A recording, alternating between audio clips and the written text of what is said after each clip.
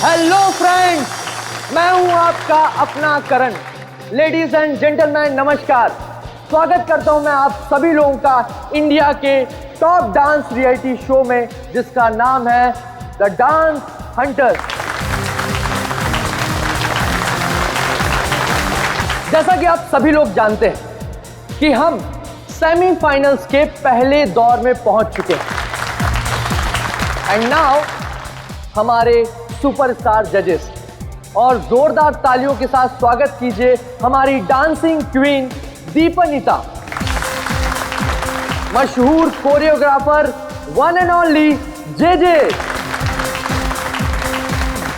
और हमारे क्लासिकल के सरताज अभिमन्यु जी का। दोस्तों, आपका ज्यादा समय ना लेते हुए हम शुरुआत करते हैं अपने शो की और बुलाते हैं आपके अपने स्टार फैजल को। जोरदार तालियां हो जाए फैजल के लिए।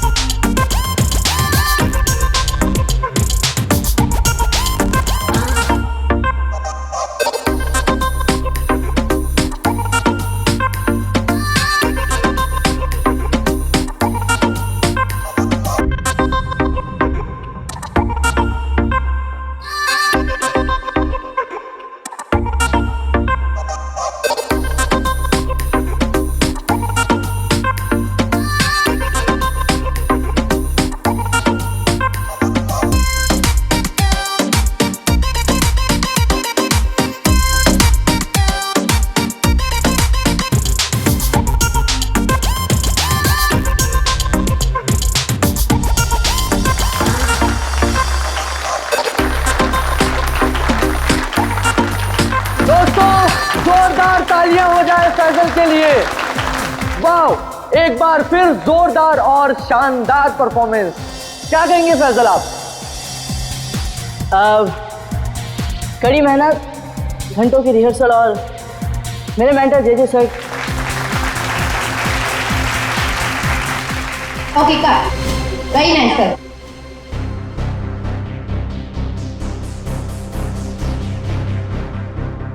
फैजल का एटीट्यूड देखा?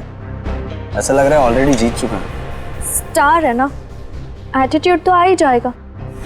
ऑनलाइन वोटिंग पोल्स और हमारे जजेस भी तो उसी की तरफ है। अभिमन्यु जी, मैं तो ये शो छोड़ दूंगा बस। डोंट वरी, ये सब ज्यादा देर तक चलने वाला नहीं। हम लोग इसके बारे में बाद में बातें करेंगे, ओके? ठीक है। Mind blowing performance, mind blowing, मजा आ गया, छा गए। क्या बात है। मैं चाहता हूं कि आप इस स्पेशल एपिसोड के एंड में एक स्पेशल परफॉर्मेंस करें। वाह वाह, क्या बताऊं, बहुत सही है। ये मेरे कॉन्ट्रैक्ट में नहीं है। मानिकलाल जी क्या है सर? अरे फैसल बेटा, ऐसे तनक के मत आओ, वरना तुम्हारे मानिक अंकल को हार्ट अटैक आ जाएगा। इससे अच्छा बेटा यही शो कर दो, बस एक परफॉर्मेंस का सवाल है ना? मैं कोई स्पेशल डांस नहीं करने वाला। फैजल जी, मेरी बात तो सुनिए। फैजल जी, अरे बात तो सुन लीजिए। मना कर रहे हैं। मानेगा, अपना ही बच्चा है, मानेगा। आइए आइए, शो देखिए, मानेगा वो। नहीं नहीं, ऐसा नहीं हो सकता। अच्छा, मिलकर बात करते हैं।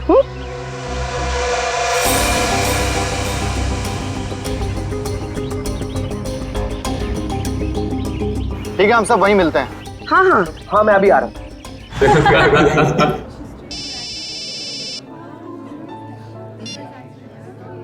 हेलो,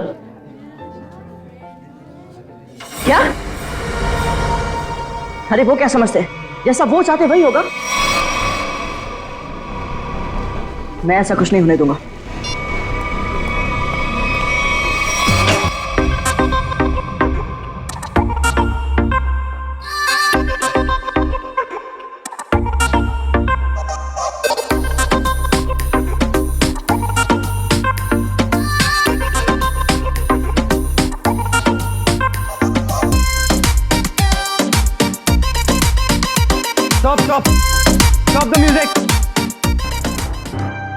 डोबो, कर क्या रहे हो तुम?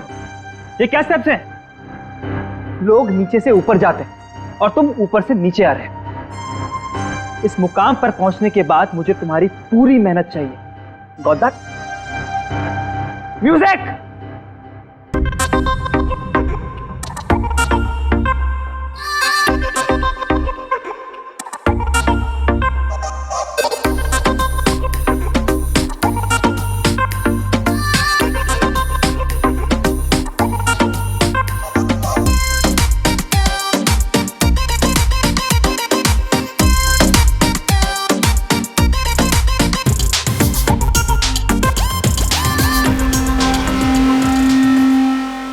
सिमरन, रुकना मत। मेरी नजर तुम पर भी है। So keep dancing.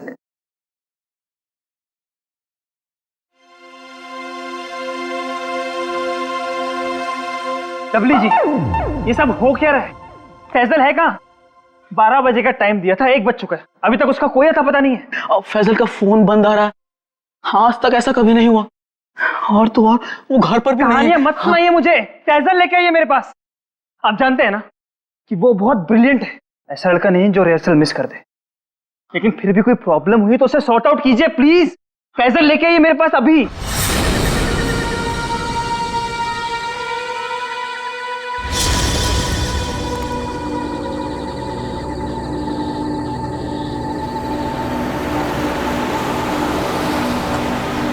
रुकिए।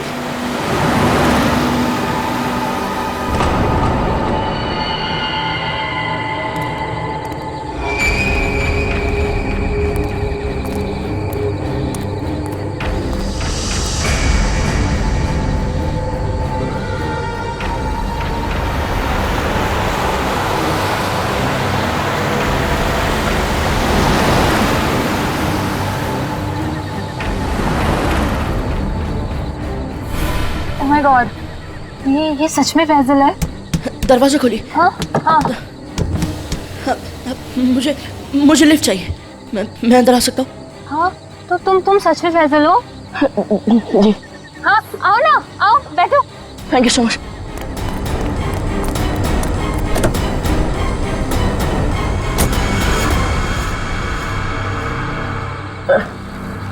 चलिए।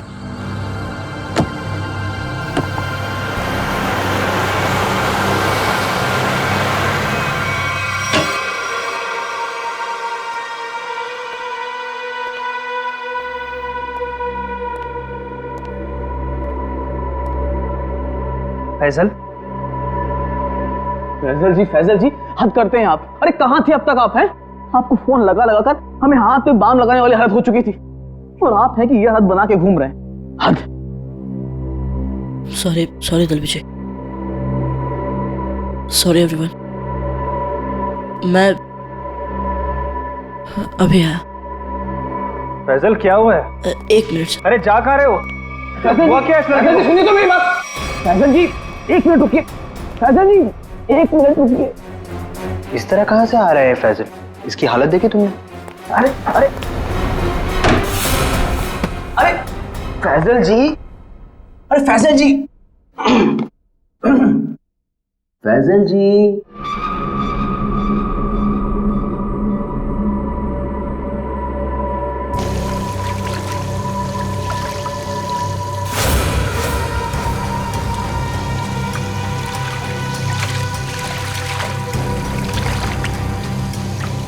किसे बोलूंगा मैं? कौन यकीन करेगा मेरा? ना समझ में आ रहा है कि क्या हो रहा है मेरे साथ, और ना ही पता चल रहा है क्या करूं।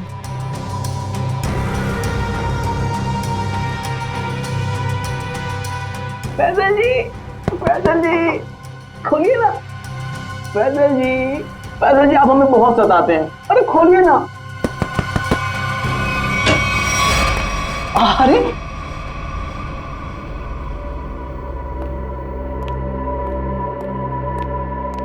हाँ, अपने डब्ल्यू जी को बहुत सताते हैं। हाँ सच्ची। सलाम रेडी। फैजल देखो, अगर तुम ठीक महसूस नहीं कर रहे हो तो तुम्हारी रिहर्सल्स हम लोग कल भी रख सकते हैं। It's okay. नहीं सर, मैं ठीक हूँ। वो रास्ते में वो किसी काम के लिए रुक गया था, इसलिए थोड़ी देर हो गई। मैं रेडी हूँ। Okay guys, music. बहुत अच्छी Faisal ji, you are the rock star, come on.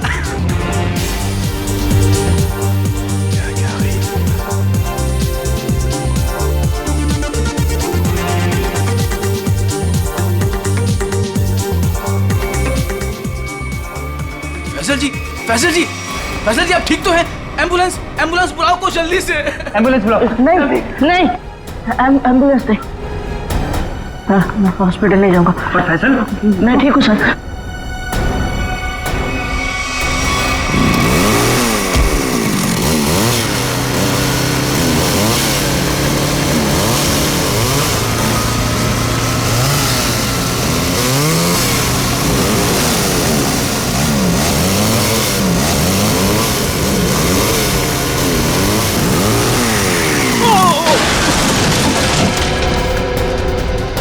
अरे रुक रुक रुक, अरे अतुल, वो तो गिर गया। अरे अतुल, अरे मेरा घुटना। आराम से आराम से आराम। रुक रुक रुक, आराम से अतुल, आराम से। तेरी टांग गई यार। अबे वो सेट पड़ा है, इसे उधर ही बिठाते। चलो चल मैं बिठा। अबे बाइक चलाना छोड़ दे, तुझे नहीं आती बाइकिंग। बहुत दर्द हो रहा है यार, बहुत तो होगा। चल आराम से आराम से आराम से लेके आ जाओ। आराम से आराम से। अरे यार, ये क्या है? आराम से।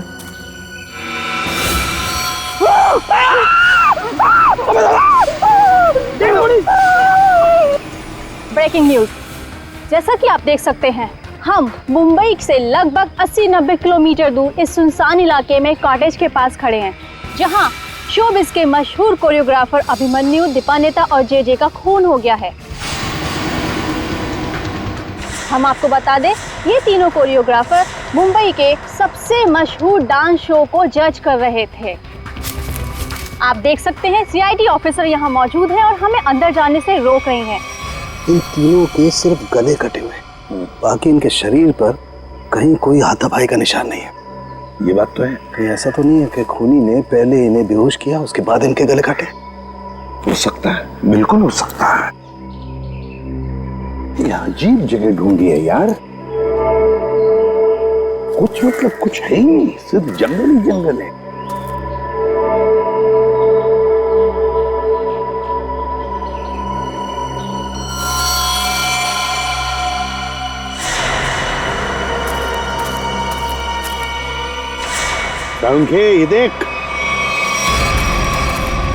ये देख, खून से सना हुआ पंजे का निशान।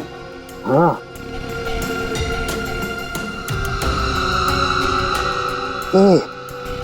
ये किसका हो सकता है? इस खूनी का भी हो सकता है या फिर इन तीनों में से किसी का। इसका ब्लड सैंपल लेते हैं और डीएनए टेस्ट करते हैं। हाँ कर ले, पता चल जाएगा। और ये देख, जूते का निशान है ये।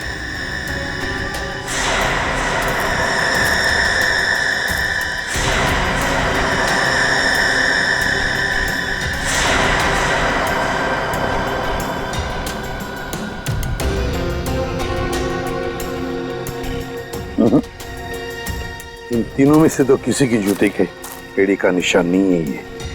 फिर बॉस, ये जूते का निशान किसका हो सकता है?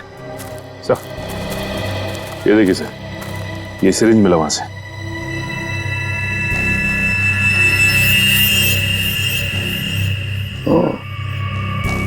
तो कहीं इसी सिरिंज में से तो वो बेहोशी की दवा नहीं दी गई इन तीनों को?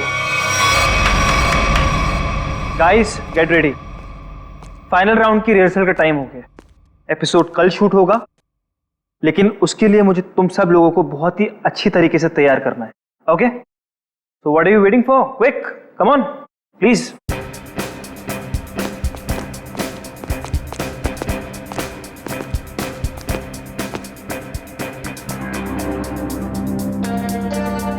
अरे फैजल जी, उठिए उठिए उठिए उठिए। सबसे पहले रिहर्सल आपको ही तो शुरू करनी है। आखिर आप हमारे शो के स्टार जो हैं, और याद है ना, इसके बाद हमको एड फिल्म की शूटिंग में भी जाना है। उठिए उठिए उठिए उठिए, शेड्यूल बहुत टाइट है। Come on come on come on.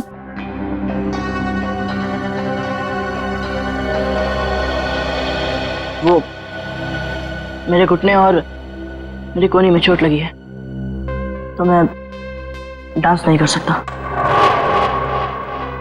क्या? कोहनी और घुटने में चोट?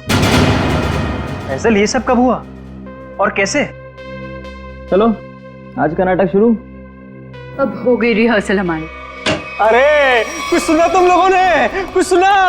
इस शो का क्या होगा? क्या हो गया? बर्बाद हो गया मैं तो, बर्बाद। अरे सर हुआ क्या है? अरे तुम लोगों ने न्यूज़ नहीं देखी? अरे अपने शो के तीनों जजेस का मर्डर हो गया है। बर्बाद हो गया। हाँ, खून हो गया। क्या होगा मेरे शो का? क्या होगा? मैं घर जाना चाहता हूँ।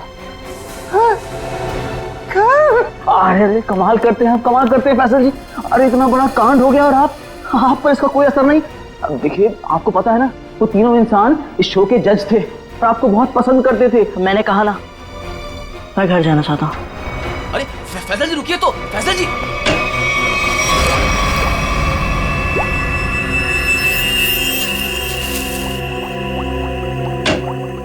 आसान के चल बता। यार कमाल है यार, है?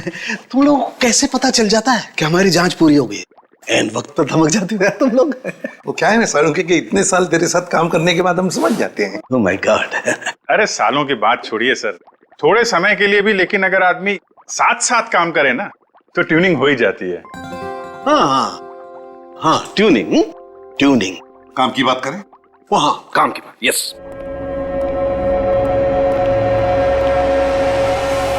बस किसी ने बहुत ही इत्मीनान से इन तीनों को मारा है। गले की सिर्फ उस नस को काटा है जिससे जिंदगी के तार जुड़े होते हैं। ये देखो, आप देख रहे हो, तीनों के गले पर एक ही जगह एक ही जैसा घाव का निशान। इन तीनों के खून में मुझे सोडेन और बुफेन नाम की दवाई के अंश मिले, जो कि बेहोश करने वाली बहुत तेज असरकारक दवा है। और सर, इन तीनों के कपड़े और जूतों से मिली रेत से ये पता चलता है कि उस सुनसान शेड में आने से पहले ये लोग किसी समंदर के किनारे गए थे। तो मतलब उस आदमी ने इन तीनों को समुद्र के किनारे से अगवा किया, फिर मुंबई से दूर उस शेड में बंद किया, वहां पर इन तीनों को बेहोशी का इंजेक्शन लगाया और फिर गला काट दिया। बिल्कुल बॉस। और सबसे ज्यादा चौंकाने वाली बात जो है वो इस लिफाफे में है। शेड में आप लोगों का जो शक था वो एकदम सही निकला। तो ये तय हो गया है, जो शेड में हमें निशान मिले थे वो आदमी के हैं। अब पता ये लगाना है सर कि वो खूनी का है या फिर इनके जैसे किसी विक्टिम का। जो भी हो अभिजीत, विक्टिम हो या खूनी, लेकिन निकल गया है वहां से और अभी भी जिंदा है। अब आगे की कहानी वही बताएगा हमें, ये चौथा आदमी। सर सालुंखे साहब ने बताया कि वो बेहोशी की दवा उस चौथे आदमी के शरीर में भी है। फिर तो वो चौथा आदमी सर विक्टिम ही होगा। और अभिजीत, ये जो बेहोशी की दवा है वो शरीर में काफी देर तक रहती है, तो हम उसे। हाँ सर, अगर वो आदमी उस डांस शो से जुड़ा हुआ है तो हम वहां जाके पता कर लेंगे। हाँ? अरे नहीं सर, वो लोग तो अच्छा म्यूजिक बजाते, बहुत बढ़िया डांस करते। मेरी वाइफ तो उस शो की इतनी बड़ी फैन है कि बार बार रिपीट टेलीकास्ट देखती रहती है। अरे फ्रेडी, उस शो की चकाचौंध के पीछे क्या चल रहा है किसे क्या पता। वो तीनों लोग उस शो को जज कर रहे हैं तो तीनों मारे गए। सर, हाँ सर, तीनों विक्टिम्स ने जो फोन कॉल किए थे उनके फोन की आखिरी लोकेशन जूह सर्कल थी। उसके बाद कोई मूवमेंट नहीं हुई सर। फोन की आखिरी लोकेशन जूह सर्कल? और अभिजीत, जूह के समुद्र का किनारा तो वहां से बिल्कुल नजदीक है। सर उनके कपड़ों और जूतों पर रेत वहीं से आई होगी। अभिमन्यु जे दीपन्नेता, इन तीनों के फोन का आखिरी लोकेशन जूह सर्कल था और फिर उनके कपड़ों पर और जूतों पर रेत मिली थी, समुद्र की रेत। और ये टापू, ये जूह बीच, उस जगह से बिल्कुल करीब है। यहीं पे पूछताछ करते हैं। नसीब की बात है सर, लोग यहाँ चौपाटी घूमने आते हैं और हम लोग यहाँ इंक्वायरी करने आते हैं। और नहीं तो क्या सर, ड्यूटी पे एक बर्फ गोला खाने को नहीं मिलता है। सचिन, काम करो, ये केस खत्म हो जाने के बाद इन दोनों को यहाँ समुंदर में 4-5 घंटे तैरने की प्रैक्टिस करवा। अरे नहीं सर। चलो काम पर लगाओ, गोला खिलाता हूं अभी।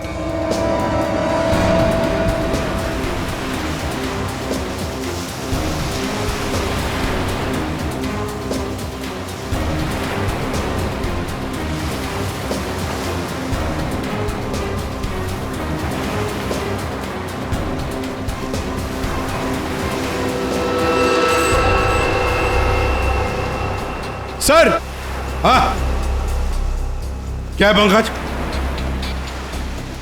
सर इस आदमी के गले में चेन देख रहे हैं सर? हाँ सर ये डांसिंग शो के जज जेजे के गले में मैंने देखी थी सर।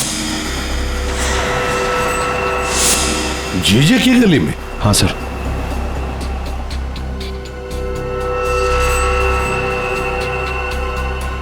क्या हुआ सर? सर आप लोग मुझे ऐसे क्यों देख रहे हैं?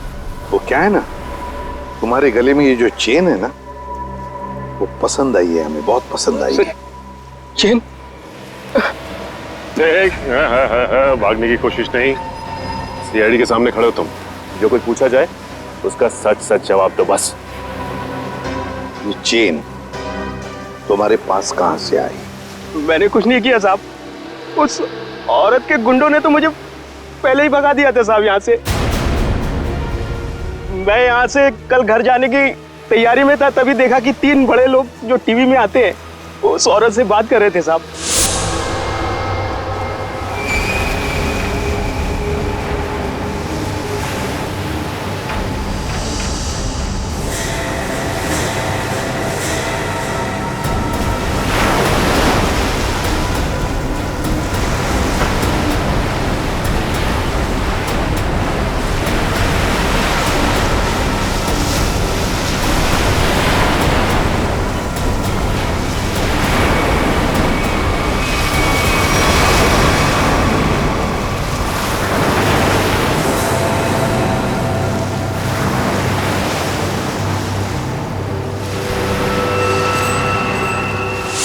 सर हो सकता है इन तीनों खून में उस औरत का हाथ?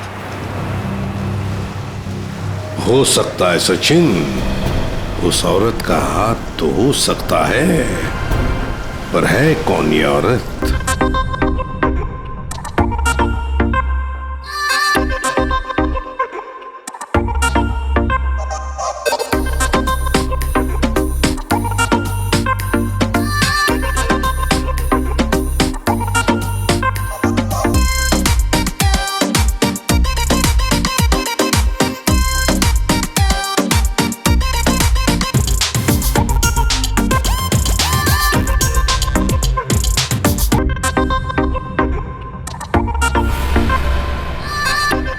एक मिनट प्लीज, अपनी रिहर्सल रोक दीजिए।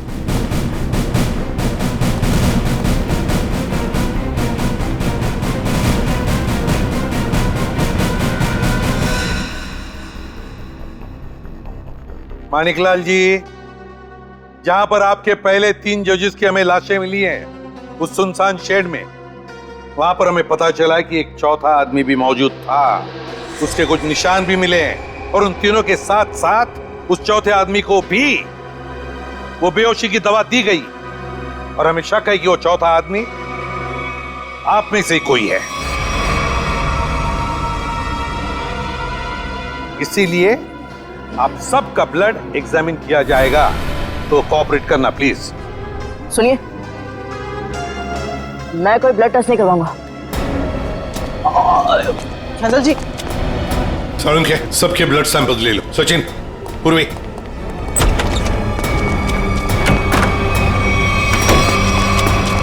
फैसल जी बात तो सुनिए, खोलिए खोलिए प्लीज। फैसल जी, फैसल भाई दरवाजा खोलिए। मैंने कुछ नहीं किया साहब। फैसल, फैसल बेटा दरवाजा खोलो। फैसल, फैसल मेरी बात सुनो, मैं एसीपी प्रद्युमन बोल रहा हूं बेटा, तुम्हारी मदद करने आया हूं। देखो, तुम्हारे साथ जो कुछ भी हुआ है मुझे साफ साफ बताना, फिर आगे देखते हैं क्या करना है, ठीक है ना? लेकिन तुम्हें कोई नुकसान नहीं पहुंचाएंगे हम, ठीक है? नहीं, मैं दरवाजा नहीं खोलूंगा। आप सीआईडी हो, आप मुझे पकड़ोगे और मेरी किसी भी बात का यकीन नहीं करोगे। मैं जानता हूं, मैं दरवाजा नहीं खोलूंगा। मेरी बात सुनो बेटा, तुम मेकअप रूम में कितनी देर तक बैठ सकते हो? हाँ? कभी तो बाहर आना ही पड़ेगा ना। देखो, बाहर आओ और हमें सब कुछ सच सच बताओ, हम तुम्हारी मदद करेंगे। हाँ, आ जाओ बेटा, दरवाजा खोलो।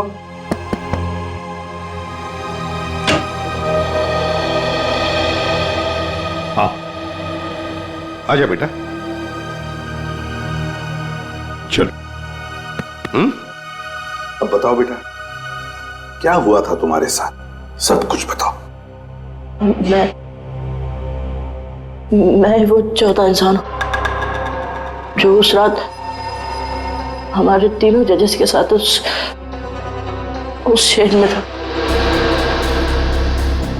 मेरे ब्लड में भी आपको वही ड्रग मिलेगा सर। और ये देखिए, ये वही कटा निशान। मुझे तो लगा कि मैं मर गया, पर मैं बच गया था। अच्छा, एक बात बताओ बेटा, तुम और वो तीनों जजेस वहां पहुंचे कैसे? मैं ये शो छोड़ना चाहता था सर, क्योंकि आगे बढ़ने के लिए मैं इंडिया से बाहर जाना चाहता था। पर इस शो की वजह से, इन स्पॉन्सर्स की वजह से मैं जा नहीं पा रहा था। यही बात डिस्कस करने के लिए मैं अपने मेंटर जेजे सर के स्टूडियो गया था। इतनी हिम्मत आ गई तुम्हें? How dare you! एक तो यहां चली आई और ऊपर से ये तेवर। मैं तुम्हें पहले भी समझा चुका हूं कि मेरे सामने गिड़गिड़ाने से तुम्हें कुछ नहीं मिलने वाला।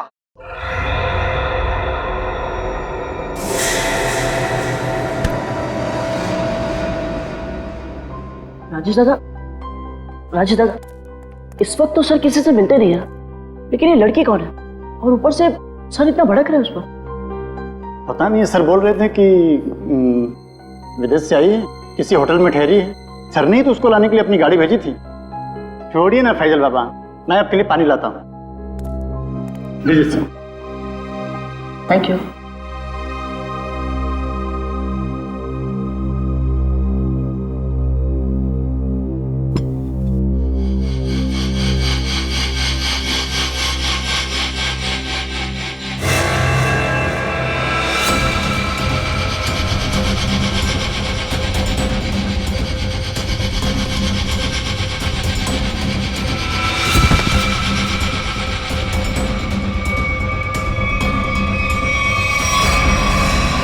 और जब मेरी आंख खुली तो मैं उस शेड में था।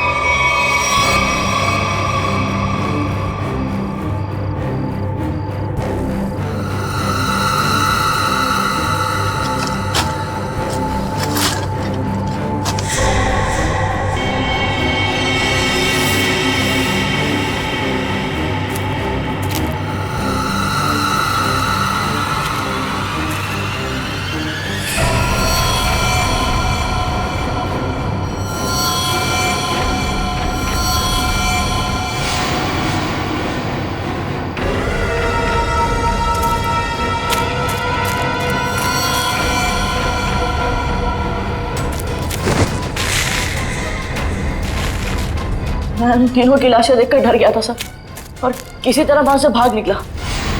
मेरी ऐसी हालत नहीं थी कि मैं ये बात किसी को बता पाऊं, और अगर बताता भी तो कौन यकीन करता मेरा। इसलिए मैं आप लोगों से छिप रहा था। हमारे पास चले आते हैं, है ना?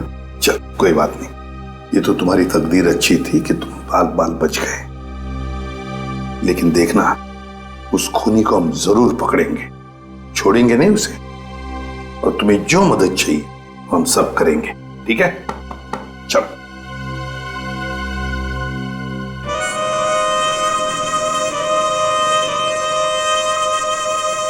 अरे पक्का पता है ना तुझे?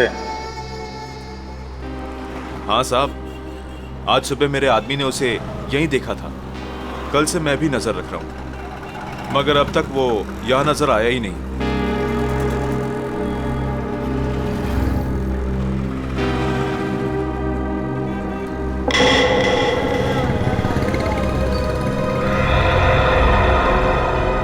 सर, उस आदमी को देखो, इतनी गर्मी में भी शॉल लपेट के घूम रहा है।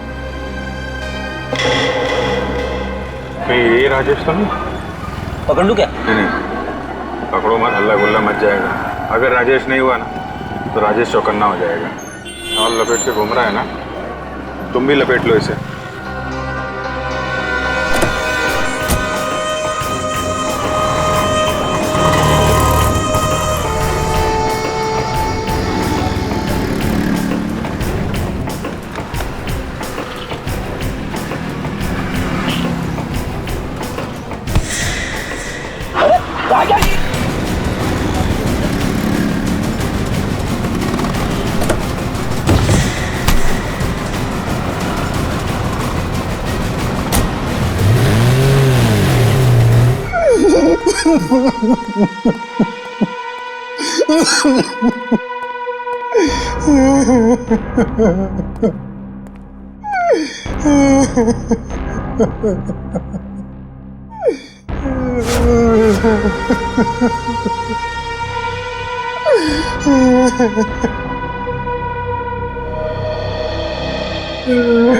क्या हुआ इसे?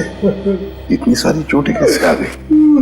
वो ये भाग रहा था सर, तो भागते भागते गिर गया।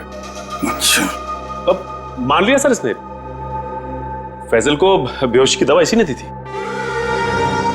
क्या नाम है तुम्हारा? राजेश। राजेश नाम है मेरा। राजेश? तो फिर राजेश, शुरू से आखिर तक बताओ कि तुमने क्या किया था, और फिर उस लड़की का भी राज बताओ जो जे स्टूडियो में आई थी। सच सच बताओ। अगर सच नहीं बताया तो फिर से गिर जाओगे, फिर से ऐसी चोटें आएंगी, है ना अभिजीत?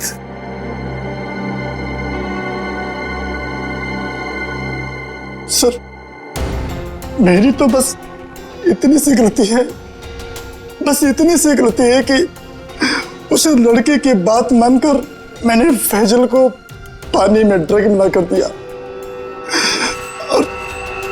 और इसके बदले में उसने मुझे 15,000 रुपए दिए थे। और ये लड़की है कौन? ये लड़की जिसके बारे में तुम भी बता रहे हो, उस मछुआरे ने भी बताया और फैजल ने भी। आप तो उसे मिले होंगे सर। कहाँ मिले मुझसे? डांस शो के सेट पर।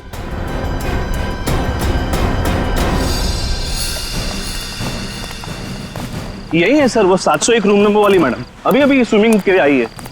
अभी अभी स्विमिंग के लिए आई है? तो फिर यहां तो कोई दिख नहीं रहा।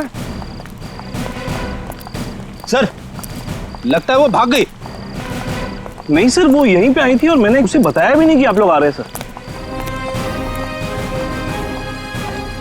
तो फिर गई कहां? सर,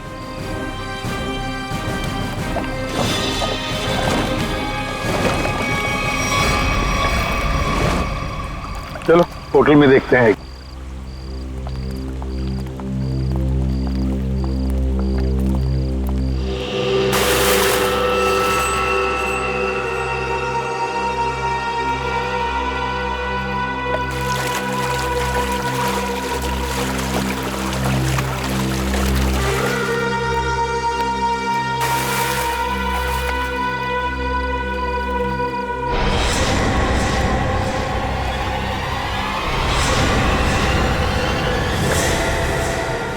सिमरन, तुम स्टेज पर तो बहुत जबरदस्त परफॉर्म करती थी तुम, मगर आज तो पानी में भी जबरदस्त परफॉर्म कर दिया।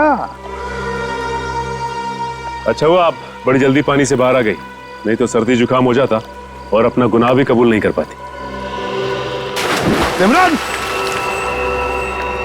कहां भागोगे? सचिन,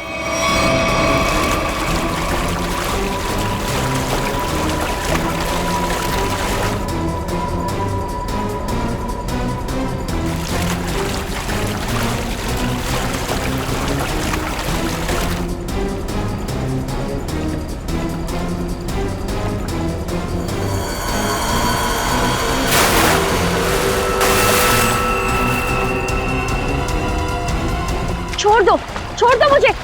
मैंने कहा छोड़ो, आप लोग मेरे साथ ऐसा नहीं कर सकते, छोड़ो।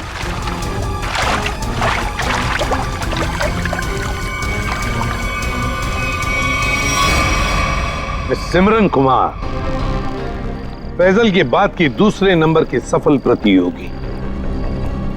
ये डांस कंपटीशन जीतने के लिए तुमने क्या कर दिया? कंपटीशन के तीनों जजेस को मार डाला और अब तुम फैजल को मारने निकली हो। मैं तो पकड़ी गई, लेकिन फैजल भी नहीं बचेगा। क्या? एक मिनट क्या किया तुमने उसके साथ? मुझे जो करना था मैंने वो कर दिया।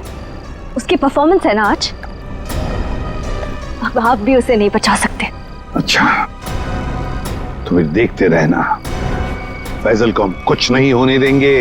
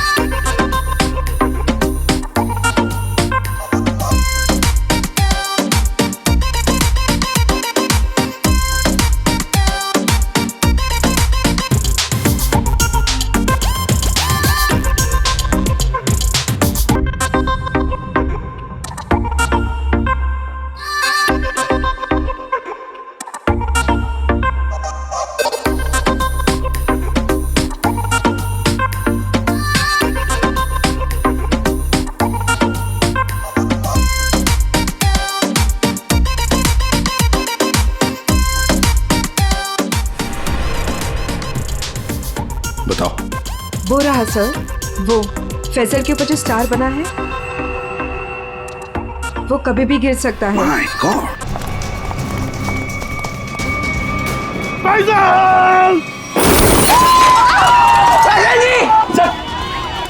हाँ, मैं ठीक हूँ। तुम ठीक हो बेटा?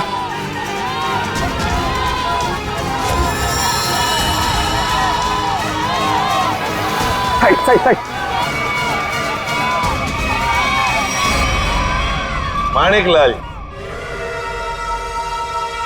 माणिकलाल जी, डांस शो में तो बहुत नचा लिया लोगों को, अब जरा खुद भी नाचिए।